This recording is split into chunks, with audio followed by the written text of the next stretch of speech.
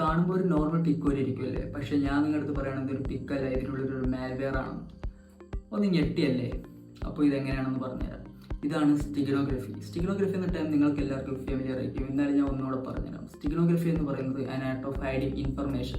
ഇപ്പോൾ എന്തെങ്കിലും ഒരു മീഡിയാസിനുള്ളിൽ ഒരു ഇൻഫർമേഷനെ ഹിഡനായിട്ട് സെറ്റ് ചെയ്തിട്ട് അതൊരു അനദർ പേഴ്സൺ അയക്കുന്ന പ്രോസസ്സിനാണ് സ്റ്റിഗ്നോഗ്രഫി എന്ന് പറയുന്നത്.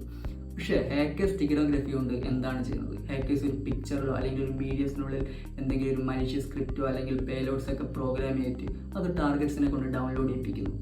ഈവൻ അതിപ്പോൾ നിങ്ങൾ യൂസ് ചെയ്യുന്ന സോഷ്യൽ മീഡിയാസോ നിങ്ങൾ ട്രസ്റ്റ് ചെയ്യുന്ന വെബ്സൈറ്റോ അതല്ലെങ്കിൽ നിങ്ങൾ യൂസ് ചെയ്യുന്ന ഇമെയിൽസ് വഴിയോ തന്നെ ഹാക്കേഴ്സ് നിങ്ങളെ കൊണ്ട് അത് ഡൗൺലോഡ് ചെയ്യിപ്പിക്കും.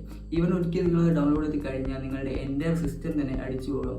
അതല്ലെങ്കിൽ നിങ്ങളുടെ ഡേറ്റാസ് എല്ലാം അവിടെ നഷ്ടപ്പെടാം.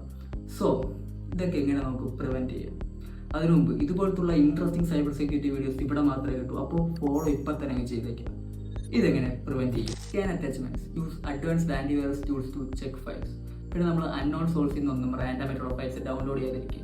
പിന്നെ നമ്മുടെ സിസ്റ്റത്തിൽ ഇപ്പോൾ നമ്മൾ എന്തെങ്കിലും ഒരു ഫയൽ ഓപ്പൺ ചെയ്യുമ്പോൾ നമ്മുടെ സിസ്റ്റം അവിടെ സ്ലോ ഡൗൺ ആവുന്നുണ്ടെങ്കിൽ അപ്പം തന്നെ അതൊന്ന് ചെക്ക് ചെയ്യാൻ ശ്രമിക്കുക. അപ്പോൾ ഇത്രയൊക്കെ കാര്യങ്ങൾ ശ്രദ്ധിച്ചാൽ തന്നെ നമുക്ക് ഒരുവിധം ഈ അറ്റാക്കിനെയൊക്കെ ഒന്ന് പ്രിവെൻറ്റ് ചെയ്ത് നിർത്താൻ സാധിക്കും. എന്നാലും ഞാൻ എപ്പോഴും പറയുന്ന കാര്യം തന്നെ ഇപ്പോഴും പറയുന്നു, നമ്മൾ എന്ത് കാര്യം ചെയ്താലും ഒന്നുകൂടെ ചിന്തിക്കണം. Think twice. അപ്പോൾ ഇതുപോലത്തെ ഇൻട്രസ്റ്റിംഗ് സൈബർ സെക്യൂരിറ്റി വീഡിയോസിനായി സ്റ്റേ ട്യൂൺഡ്.